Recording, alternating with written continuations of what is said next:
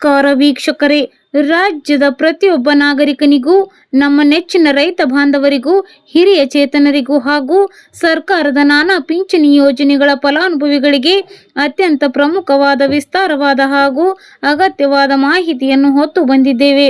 ನೀವು ವೃದ್ಧಾಪ್ಯ ವೇತನ, ವಿಧವಾ ವೇತನ, ವಿಕಲಚೇತನರ ಪಿಂಚಣಿ, ಸಂಧ್ಯಾ ಸುರಕ್ಷಾ ಯೋಜನೆ, ಮನಸ್ವಿನಿ ಯೋಜನೆ, ಮೈತ್ರಿ ಯೋಜನೆ, ಆಸಿಡ್ ಸಂತ್ರಸ್ತರ ಪಿಂಚಣಿ, ನೇಕಾರ ಸಮ್ಮಾನ್ ಅಥವಾ ರೈತ ಪಿಂಚಣಿ ಯೋಜನೆ ಹಣಕ್ಕಾಗಿ ಎದುರು ನೋಡುತ್ತಿದ್ದರೆ ಇಂದಿನ ಈ ಪ್ರತಿಯೊಂದು ಮಾಹಿತಿಯನ್ನು ಸಂಪೂರ್ಣವಾಗಿ ಕೊನೆವರೆಗೂ ಅತ್ಯಂತ ಗಮನವಿಟ್ಟು ಕೇಳಬೇಕಾಗುತ್ತದೆ. ನಮ್ಮ ಕರ್ನಾಟಕ ರಾಜ್ಯದಲ್ಲಿ ಪ್ರಸ್ತುತ ಲಕ್ಷಾಂತರ ಮತ್ತು ಕೋಟ್ಯಾಂತರ ಕುಟುಂಬಗಳು ಸರ್ಕಾರದ ಈ ಮಾಸಿಕ ಪಿಂಚಣಿ ಹಣವನ್ನು ನೆಚ್ಚಿಕೊಂಡು ತಮ್ಮ ದಿನನಿತ್ಯದ ಜೀವನವನ್ನು ನಡೆಸುತ್ತಿದ್ದಾರೆ. ಬಡ ಹಾಗೂ ಮಧ್ಯಮ ವರ್ಗದ ಕುಟುಂಬಗಳಲ್ಲಿರುವಂತಹ ವೃದ್ಧರಿಗೆ, ಹಿರಿಯ ನಾಗರಿಕರಿಗೆ, ಪತಿ ಇಲ್ಲದ ವಿಧವೆಯರಿಗೆ ಹಾಗೂ 40% ಹೆಚ್ಚು ಅಂಗವೈಕಲ್ಯ ಹೊಂದಿರುವ ಸಹೋದರ ಸಹೋದರಿಯರಿಗೆ ಈ ಮಾಹಿತಿ ಪಿಂಚಣಿಯೇ ದೊಡ್ಡ ಆಸರೆಯಾಗಿದೆ. ದಿನನಿತ್ಯದ ಮಾತ್ರೆ ಮತ್ತು ಔಷಧಿಗಳ ಖರ್ಚು, ತಿಂಗಳ ದಿನಸಿ ಸಾಮಗ್ರಿಗಳ ಖರೀದಿ, ಮನೆ ಬಾಡಿಗೆ, ವಿದ್ಯುತ್ ಬಿಲ್ ಹಾಗೂ ಸಣ್ಣ ಪುಟ್ಟ ತುರ್ತು ವೆಚ್ಚಗಳಿಗೆ ಈ ಮಾಸಿಕ ನೆರವು ಅತ್ಯಂತ ನಿರ್ಣಾಯಕ ಪಾತ್ರ ವಹಿಸುತ್ತದೆ. ಆದರೆ ಕಳೆದ 2-3 ತಿಂಗಳಿಂದ ರಾಜ್ಯದ ಹಲವು ಜಿಲ್ಲೆಗಳಲ್ಲಿ ತಾಂತ್ರಿಕ ಕಾರಣಗಳಿಂದ, ತಂತ್ರಾಂಶದ ಪರಿಷ್ಕರಣೆಯಿಂದ ಮತ್ತು ಬಜೆಟ್ ಅನುದಾನದ ಹಂಚಿಕೆಯಲ್ಲಿ ಉಂಟಾದ ವಿಳಂಬದಿಂದಾಗಿ ಈ ಪಿಂಚಣಿ ಹಣ ಫಲಾನುಭವಿಗಳ ಬ್ಯಾಂಕ್ ಖಾತೆಗೆ ಸಮಯಕ್ಕೆ ಸರಿಯಾಗಿ ತಲುಪಿರಲಿಲ್ಲ. ಇದರಿಂದಾಗಿ ಸಾವಿರಾರು ಕುಟುಂಬಗಳು ತೀವ್ರ ಆರ್ಥಿಕ ಸಂಕಷ್ಟವನ್ನು ಅನುಭವಿಸುವಂತಾಗಿತ್ತು. ಆದರೆ ಈಗ ರಾಜ್ಯ ಸರ್ಕಾರವು ಹಾಗೂ ಸಂಬಂಧಪಟ್ಟ ಕಂದಾಯ ಇಲಾಖೆಯು ಎಲ್ಲ ತೊಡಕುಗಳನ್ನು ಸಂಪೂರ್ಣವಾಗಿ ನಿವಾರಿಸಿ ಹಂತ ಹಂತವಾಗಿ ಪ್ರತಿಯೊಂದು ಜಿಲ್ಲೆಗೂ ಬಾಕಿ ಇರುವ ಎಲ್ಲ ಕಂತುಗಳ ಹಣವನ್ನು ಒಟ್ಟಾಗಿ ಬಿಡುಗಡೆ ಮಾಡಲು ಅಧಿಕೃತ ಆದೇಶ ನೀಡಿದೆ. ಈಗಾಗಲೇ ರಾಜ್ಯದ ಕೆಲವು ಜಿಲ್ಲೆಗಳಲ್ಲಿ ಪ್ರಥಮ ಹಂತದ ಹಣ ಜಮೆಯಾಗಿದೆ. ಅಂದರೆ ಒಂದು ತಿಂಗಳ 1,200 ರೂಪಾಯಿ ಜೊತೆಗೆ ಬಾಕಿ ಇದ್ದ 2 ತಿಂಗಳ ಹಣ ಸೇರಿ ಒಟ್ಟು 2,400 ರೂಪಾಯಿ ಹಾಗೂ ಕೆಲವರಿಗೆ 3,600 ರೂಪಾಯಿವರೆಗೂ ನೇರವಾಗಿ ಬ್ಯಾಂಕ್ ಖಾತೆಗೆ DBT ಅಂದರೆ ನೇರ ನಗದು ವರ್ಗಾವಣೆ ಮೂಲಕ ಜಮೆಯಾಗಲು ಆರಂಭವಾಗಿದೆ. ಆದರೆ ಇನ್ನುಳಿದ 18ಕ್ಕೂ ಹೆಚ್ಚು ಜಿಲ್ಲೆಗಳ ಫಲಾನುಭವಿಗಳು ತಮಗಿನ್ನೂ ಹಣ ಬಂದಿಲ್ಲವೆಂದು ತೀವ್ರ ಚಿಂತೆಯಲ್ಲಿದ್ದಾರೆ. ನಿಮ್ಮ ಜಿಲ್ಲೆಗೆ ಹಣ ಯಾವಾಗ ಬರಲಿದೆ, ಯಾರ ಖಾತೆಗೆ ಮೊದಲು ತಲುಪಲಿದೆ ಮತ್ತು ಒಂದು ವೇಳೆ ನಿಮಗೂ ಹಣ ಬರದೇ ಇದ್ದರೆ ನೀವು ತಕ್ಷಣವೇ ಕೈಗೊಳ್ಳಬೇಕಾದ ಕಡ್ಡಾಯ ಕ್ರಮಗಳೇನು ಎಂಬುದನ್ನು ಸಂಪೂರ್ಣವಾಗಿ ವಿಸ್ತೃತವಾಗಿ ತಿಳಿಯೋಣ. ರಾಜ್ಯ ಇರುವ ಎಲ್ಲ ಜಿಲ್ಲೆಗಳ ಸ್ಥಿತಿಗತಿಯನ್ನು ನಾವು ವಿಸ್ತಾರವಾಗಿ ಗಮನಿಸುವುದಾದರೆ, ಉತ್ತರ ಕರ್ನಾಟಕದ ಬೆಳಗಾವಿ, ಬಾಗಲಕೋಟೆ, ವಿಜಯಪುರ, ಕಲಬುರಗಿ, ಯಾದಗಿರಿ, ರಾಯಚೂರು, ಕೊಪ್ಪಳ, ಬಳ್ಳಾರಿ, ವಿಜಯನಗರ, ಹಾವೇರಿ, ಗದಗ, ಧಾರವಾಡ ಜಿಲ್ಲೆಗಳು ಹಾಗೂ ದಕ್ಷಿಣ ಕರ್ನಾಟಕದ ಮೈಸೂರು, ಮಂಡ್ಯ, ಹಾಸನ, ಚಾಮರಾಜನಗರ, ತುಮಕೂರು, ಕೋಲಾರ, ಚಿಕ್ಕಬಳ್ಳಾಪುರ, ರಾಮನಗರ, ಬೆಂಗಳೂರು ನಗರ, ಬೆಂಗಳೂರು ಗ್ರಾಮಾಂತರ, ಶಿವಮೊಗ್ಗ, ಚಿಕ್ಕಮಗಳೂರು, ದಾವಣಗೆರೆ, ಚಿತ್ರದುರ್ಗ, ಉಡುಪಿ, ದಕ್ಷಿಣ ಕನ್ನಡ, ಉತ್ತರ ಕನ್ನಡ ಹಾಗೂ ಕೊಡಗು ಜಿಲ್ಲೆಗಳ ಫಲಾನುಭವಿಗಳಿಗೆ ಹಂತ ಹಂತವಾಗಿ ಹಣ ತಲುಪುತ್ತಿದೆ. ಆಗಸ್ಟ್ 16ರ ಒಳಗೆ ಈ ಕೆಲಸ ಮಾಡದಿದ್ದರೆ ಗ್ಯಾಸ್ ಸಿಲಿಂಡರ್ ಸಿಗಲ್ಲ, ಸಬ್ಸಿಡಿಗೂ ಬ್ರೇಕ್. ಇನ್ನು 2 ವಾರಗಳ ಅವಧಿಯಲ್ಲಿ ಗೃಹ ಬಳಕೆಯ LPG ಗ್ಯಾಸ್ ಸಿಲಿಂಡರ್ಗೆ ಸಂಬಂಧಿಸಿದಂತೆ ಈ ಕೆಲಸವನ್ನು ನೀವು ಮಾಡದೇ ಇದ್ದರೆ ನಿಮಗೆ ಇನ್ಮುಂದೆ ಗ್ಯಾಸ್ ಸಿಲಿಂಡರ್ ಸಿಗದೇ ಇರಬಹುದು. ಇದಕ್ಕೆ ಸಂಬಂಧಿಸಿದ ಸಂಪೂರ್ಣ ಮಾಹಿತಿ ಇಲ್ಲಿದೆ. LPG ಸಿಲಿಂಡರ್ಗೆ ಸಂಬಂಧಿಸಿದಂತೆ ಮಹತ್ವದ ಅಪ್ಡೇಟ್ಸ್ಗೆ ಹೊಸ ಗಡುವು ನೀಡಲಾಗಿದೆ. ಆಧಾರ್ ಆಧಾರಿತ ಈ KYC ಪರಿಶೀಲನೆ ಇನ್ನು ಪೂರ್ಣಗೊಳಿಸದೇ ಇರುವ ದೇಶಿ LPG ಗ್ರಾಹಕರಿಗೆ ಹೊಸ ಗಡುವು ನೀಡಲಾಗಿದೆ. LPG ಸಿಲಿಂಡರ್ ಗ್ಯಾಸ್ಗೆ ಸಂಬಂಧಿಸಿದಂತೆ ಈ KYCಯನ್ನು ಪೂರ್ಣಗೊಳಿಸಲು ಇನ್ನು ಕೇವಲ 2 ವಾರಗಳು ಮಾತ್ರ ಬಾಕಿ ಉಳಿದಿವೆ.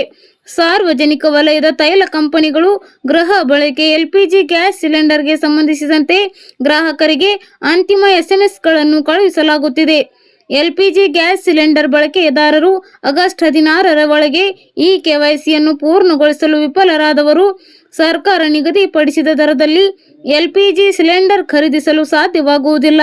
ಅಲ್ಲದೆ ಈ KYC ಪೂರ್ಣಗೊಳ್ಳುವವರೆಗೆ LPG ಸಬ್ಸಿಡಿಯು ಸ್ಥಗಿತವಾಗುವ ಸಾಧ್ಯತೆ ಇದೆ ಎಂದು ಎಚ್ಚರಿಸಲಾಗಿದೆ. ಇನ್ಮುಂದೆ ಈ KYC ಬಾಕಿ ಉಳಿಸಿಕೊಂಡಿರುವವರು ಸರ್ಕಾರ ನಿಗದಿಪಡಿಸಿದ ದರದಲ್ಲಿ ಎಲ್ಪಿಜಿ ಸಿಲಿಂಡರ್ ಖರೀದಿಸಲು ಸಾಧ್ಯವಾಗುವುದಿಲ್ಲ. ಅಲ್ಲದೆ ಈ ಕೆವೈಸಿ ಪೂರ್ಣಗೊಳ್ಳುವವರೆಗೆ ಎಲ್ಪಿಜಿ ಸಬ್ಸಿಡಿಯು ಸ್ಥಗಿತವಾಗುವ ಸಾಧ್ಯತೆ ಇದೆ ಎಂದು ಎಚ್ಚರಿಸಲಾಗಿದೆ.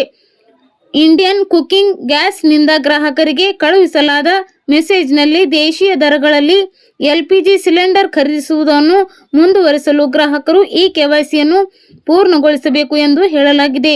ಗಡುವಿನ ಅವಧಿಯ ಒಳಗೆ ಗ್ರಾಹಕರು ಆಧಾರ್ ಪರಿಶೀಲನೆಯನ್ನು ಪೂರ್ಣಗೊಳಿಸದೇ ಇದ್ದರೆ ಎಲ್ಪಿಜಿ ಗ್ಯಾಸ್ ಸಿಲಿಂಡರ್ ವಿಚಾರದಲ್ಲಿ ಸಮಸ್ಯೆ ಎದುರಿಸಬೇಕಾಗುತ್ತದೆ. ಇನ್ನು ಇಂಡಿಯನ್ ಗ್ಯಾಸ್ ಸಿಲಿಂಡರ್ನಿಂದ ಕಳುಹಿಸಲಾಗಿದೆ ಎನ್ನಲಾದ ಮೆಸೇಜ್ನಲ್ಲಿ, ಪ್ರಿಯ ಗ್ರಾಹಕರೇ, ದೇಶೀಯ ದರಗಳಲ್ಲಿ ಎಲ್ಪಿಜಿ ಸಿಲಿಂಡರ್ ಪಡೆಯಲು ನೀವು ಈ ಕೆವೈಸಿ ಮಾಡಿಸಬೇಕು.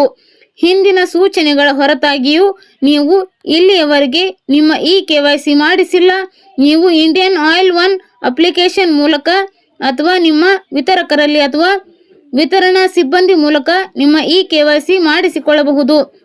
16/8/2026 ಒಳಗೆ ಈ ಕೆವೈಸಿ ಮಾಡಿಸದಿದ್ದರೆ ಈ ಕೆವೈಸಿ ಪೂರ್ಣಗೊಳ್ಳುವವರೆಗೆ ನೀವು ದೇಶೀಯ ದರಗಳಲ್ಲಿ ಸಿಲಿಂಡರ್ಗಳಿಗೆ ಅನರ್ಹರಾಗಿರುತ್ತೀರಿ.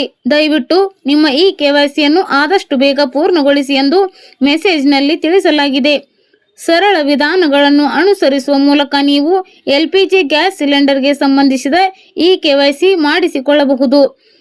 ಆನ್ಲೈನ್ ಅಪ್ಲಿಕೇಶನ್ ಮೂಲಕ ಅರ್ಹ ಗ್ರಾಹಕರಿಗೆ ನಿಮ್ಮ ಎಲ್ಪಿಜಿ ವಿತರಕರನ್ನು ಭೇಟಿ ಮಾಡುವ ಮೂಲಕ ಸಿಲಿಂಡರ್ ವಿತರಿಸುವ ವಿತರಣಾ ವ್ಯಕ್ತಿಯ ಮೂಲಕ ಕಡ್ಡಾಯ ಈ ಕೆವೈಸಿ ಜೊತೆಗೆ ಎಲ್ಪಿಜಿ ಗ್ರಾಹಕರಿಗೆ ಹಲವಾರು ಹೊಸ ನಿಯಮಗಳು ಆಗಸ್ಟ್ 1ರಿಂದ ಜಾರಿಗೆ ಬರಲಿವೆ. ಪ್ರತಿಯೊಬ್ಬ ರೈತ ಬಂಧುಗಳಿಗೆ, ತಾಯಂದಿರಿಗೆ, ಸಹೋದರಿಯರಿಗೆ ಹಾಗೂ ಪ್ರತಿಯೊಂದು ಕುಟುಂಬಕ್ಕೂ ಸಹ ಅತ್ಯಂತ ಮಹತ್ವದ, ಶ್ರೇಷ್ಠ ಹಾಗೂ ಹರ್ಷದಾಯಕವಾದ ಸುದ್ದಿಯೊಂದು ಹೊರಬಿದ್ದಿದೆ. ನಮ್ಮ ರಾಜ್ಯ ಸರ್ಕಾರವು ಅತ್ಯಂತ ಕಳಕಳಿಯಿಂದ ಹಾಗೂ ಬದ್ಧತೆಯಿಂದ ಜಾರಿಗೆ ತಂದಿರುವ ಅತ್ಯಂತ ಜನಪ್ರಿಯ, ಬೃಹತ್ ಹಾಗೂ ಮಹತ್ವಾಕಾಂಕ್ಷೆಯ ಗ್ಯಾರಂಟಿ ಯೋಜನೆಯಾದ ಗೃಹಲಕ್ಷ್ಮಿ ಯೋಜನೆಯ ಹಣ ಬಿಡುಗಡೆಯ ಪ್ರಕ್ರಿಯೆಯು ರಾಜ್ಯಾದ್ಯಂತ ಅತ್ಯಂತ ಭರದಿಂದ ಹಾಗೂ ಪಾರದರ್ಶಕವಾಗಿ ಸಾಗುತ್ತಿದ್ದು, ಇಂದು ಅನೇಕ ಜಿಲ್ಲೆಗಳ ಲಕ್ಷಾಂತರ ಫಲಾನುಭವಿಗಳ ಬ್ಯಾಂಕ್ ಖಾತೆಗಳಿಗೆ ನೇರವಾಗಿ ಸಾವಿರಾರು ರೂಪಾಯಿ ಹಣವು ಜಮೆಯಾಗುತ್ತಿದೆ. ನಮ್ಮ ರಾಜ್ಯದ ಬಡ, ದಿನಗೂಲಿ, ಕೃಷಿ ಕಾರ್ಮಿಕ ಹಾಗೂ ಮಧ್ಯಮ ವರ್ಗದ ಕುಟುಂಬಗಳ ಆರ್ಥಿಕ ಭದ್ರತೆಗಾಗಿ, ಮಹಿಳೆಯರ ಆತ್ಮಗೌರವ ಹಾಗೂ ಸಬಲೀಕರಣಕ್ಕಾಗಿ ಮತ್ತು ಪ್ರತಿಯೊಂದು ಮನೆಗೂ ನೆರವಿನ ಅಭಯ ಹಸ್ತವನ್ನು ಚಾಚುವ ಉದಾತ್ತ ಉದ್ದೇಶದಿಂದ ಜಾರಿಗೆ ತಂದಿರುವ ಈ ಗೃಹಲಕ್ಷ್ಮಿ ಯೋಜನೆಯು ಈಗಾಗಲೇ ಯಶಸ್ವಿಯಾಗಿ ರಾಜ್ಯದ ಕೋಟ್ಯಾಂತರ ಕುಟುಂಬಗಳಿಗೆ ನೇರ ಆಸರೆಯಾಗಿದೆ. ಪ್ರಸ್ತುತ ಈ ಆಗಸ್ಟ್ ತಿಂಗಳ ಮೊದಲ ವಾರದಲ್ಲಿ, ಅಂದರೆ ಆಗಸ್ಟ್ 1ರಿಂದ 10ನೇ ತಾರೀಕಿನ ಒಳಗಾಗಿ ರಾಜ್ಯದ ಪ್ರತಿಯೊಬ್ಬ ಅರ್ಹ ಫಲಾನುಭವಿಯ ಖಾತೆಗೆ ಬಾಕಿ ಇರುವ ಕಂತುಗಳ ಹಣವನ್ನು ಸಂಪೂರ್ಣವಾಗಿ ತಲುಪಿಸಲು ಮಹಿಳಾ ಮತ್ತು ಮಕ್ಕಳ ಅಭಿವೃದ್ಧಿ ಕಲ್ಯಾಣ ಇಲಾಖೆಯು ಸಂಪೂರ್ಣ ಸಿದ್ಧತೆಗಳನ್ನು ಮಾಡಿಕೊಂಡು ಹಣ ಬಿಡುಗಡೆ ಮಾಡುವ ಬೃಹತ್ ಪ್ರಕ್ರಿಯೆಗೆ ಅಧಿಕೃತವಾಗಿ ಚಾಲನೆ ನೀಡಿದೆ.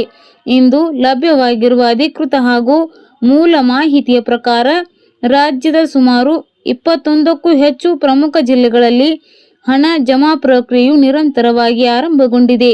ಈ ಬಾರಿ ಅನೇಕ ಫಲಾನುಭವಿಗಳಿಗೆ ನಿಯಮಿತವಾಗಿ ಬರಬೇಕಾದ ಒಂದು ಕಂತಿನ ಹಣ ಅಂದರೆ 2,000 ರೂಪಾಯಿ ಜಮೆಯಾಗಿದ್ದರೆ, ಇನ್ನು ಕೆಲವು ದಿನಗಳಲ್ಲಿ ತಾಂತ್ರಿಕ ಕಾರಣಗಳಿಂದ, ಆಧಾರ್ ಜೋಡಣೆ ಸಮಸ್ಯೆಯಿಂದ ಅಥವಾ CFMS ತಾಂತ್ರಿಕ ದೋಷಗಳಿಂದಾಗಿ ಹಿಂದಿನ ಕಂತುಗಳ ಹಣವನ್ನು ತಡೆ ಹಿಡಿಯಲ್ಪಟ್ಟಿದ್ದ ಫಲಾನುಭವಿಗಳ ಬರೋಬ್ಬರಿ 4,000 ರೂಪಾಯಿ ಹಾಗೂ ಕೆಲವರಿಗೆ ಒಟ್ಟಿಗೆ 6,000 ರೂಪಾಯಿಗಳವರೆಗೆ ಬಾಕಿ ಹಣವು ಅವರ ಬ್ಯಾಂಕ್ ಖಾತೆಗೆ ನೇರವಾಗಿ ಜಮೆಯಾಗುತ್ತಿದೆ.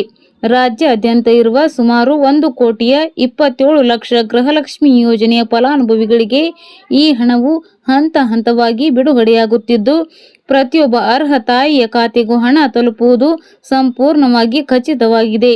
ಈಗ ಪ್ರಮುಖವಾಗಿ ಇಂದು ಯಾವ ಜಿಲ್ಲೆಗಳಿಗೆ ಗೃಹಲಕ್ಷ್ಮಿ ಯೋಜನೆಯ ಹಣ ತಲುಪುತ್ತಿದೆ ಹಾಗೂ ಹಣ ಬಿಡುಗಡೆಯಾಗಿರುವ ಜಿಲ್ಲೆಗಳ ಸಂಪೂರ್ಣ ಪಟ್ಟಿಯನ್ನು ಅತ್ಯಂತ ವಿವರವಾಗಿ ತಿಳಿದುಕೊಳ್ಳೋಣ. ವಿಜಯಪುರ ಜಿಲ್ಲೆ, ಕಲಬುರಗಿ ಅಂದರೆ ಗುಲ್ಬರ್ಗಾ ಜಿಲ್ಲೆ, ಬಾಗಲಕೋಟೆ ಜಿಲ್ಲೆ, ಯಾದಗಿರಿ ಜಿಲ್ಲೆ, ಕೋಲಾರ ಜಿಲ್ಲೆ, ಧಾರವಾಡ ಜಿಲ್ಲೆ, ದಾವಣಗೆರೆ ಜಿಲ್ಲೆ, ಬೆಳಗಾವಿ ಜಿಲ್ಲೆ, ತುಮಕೂರು ಜಿಲ್ಲೆ, ಚಿತ್ರದುರ್ಗ ಜಿಲ್ಲೆ, ಮಂಗಳೂರು ಅಂದರೆ ದಕ್ಷಿಣ ಕನ್ನಡ ಜಿಲ್ಲೆ, ಮಂಡ್ಯ ಜಿಲ್ಲೆ, ಮೈಸೂರು ಜಿಲ್ಲೆ, ಉಡುಪಿ ಜಿಲ್ಲೆ, ಚಾಮರಾಜನಗರ ಜಿಲ್ಲೆ, ಕೊಪ್ಪಳ ಜಿಲ್ಲೆ, ರಾಯಚೂರು ಜಿಲ್ಲೆ, ಬೀದರ್ ಜಿಲ್ಲೆ, ಚಿಕ್ಕಮಗಳೂರು ಜಿಲ್ಲೆ ಹಾಗೂ ಚಿಕ್ಕಬಳ್ಳಾಪುರ ಜಿಲ್ಲೆ. ಈ ಎಲ್ಲ 21 ಜಿಲ್ಲೆಗಳ ಲಕ್ಷಾಂತರ ಮನೆಗಳ ಯಜಮಾನಿಯರ ಖಾತೆಗೆ ಹಣ ನೇರವಾಗಿ ಡಿಬಿಟಿ ಅಂದ್ರೆ ನೇರ ನಗದು ವರ್ಗಾವಣೆ ಮುಖಾಂತರ ಯಾವುದೇ ಮಧ್ಯವರ್ತಿಗಳ ಹಸ್ತಕ್ಷೇಪವಿಲ್ಲದೆ ನೇರವಾಗಿ ತಲುಪುತ್ತಿದೆ.